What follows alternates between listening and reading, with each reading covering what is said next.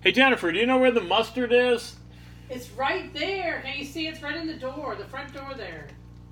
Ah, there it is. Hey friends, Dave here with Creation Sings.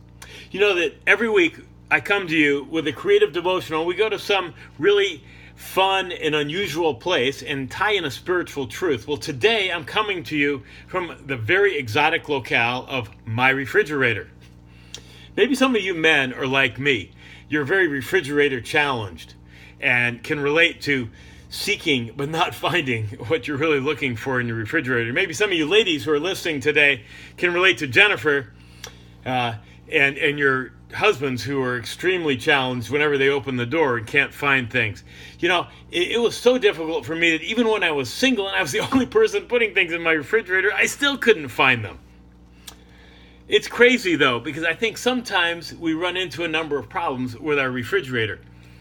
We're hungry, we're hangry, and we're in a hurry when we open the refrigerator. I oftentimes hear these echoes in the back of my head, as maybe some of you do, from my mom. When I, as a child, would come home, I'd open the refrigerator door, I'd stand there and stare and look, hoping that something amazing would materialize. And I'd hear her yelling from the dining room, "Shut that door! Do you know how much electricity you're wasting? Do you know how all the food is going to go bad when you're standing there?" So in reality, my mom would hate this devotional this week because I'm filming from inside my refrigerator and I'm going to keep the door open for about 3 minutes. You know, I think when it comes to seeking things in the refrigerator, it's a lot like seeking God as well. And some of us have a problem with finding God in our lives. And maybe that's where you are today. Maybe you've been looking for God and seeking God, but you're having difficulty finding him. And so you just shut the door and say, he's not there. Well, you know, I really believe there are 3 major hindrances and barriers to us when we seek God. First is what I would call things in the way. Bad things and also busy things. In the refrigerator, a bad thing might be a 3-week-old Tupperware tub full of lasagna that's gone stale. Busy things might be a recent shopping trip where the fridge is crammed with so many things and you're looking and looking, but you just can't see with all the clutter in the way. In our own lives, some of those bad things that can get in the way of our seeking God are when we disobey God. And then some of those busy things are just when we're so overwhelmed by the busyness of life and the complexities of life.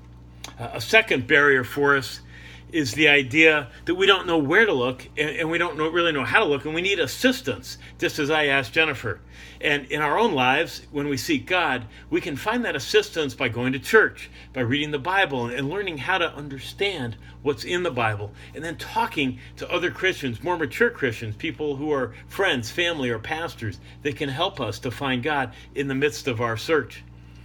And then a third barrier, I believe, is that we don't really give it our all. We don't seek God as hard as we could or as hard as we should, and we give up far too easily.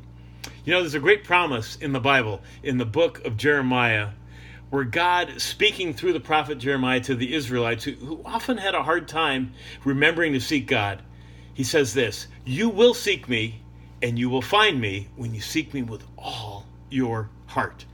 That is a great promise for us today, friends. And I want to encourage you to clear some of the clutter and the busyness out of your lives, to learn how and where to seek God, and then to go there and go there often, and to do it with all your heart. Don't get discouraged. Don't give up. Persevere. Keep seeking him, and you will find him.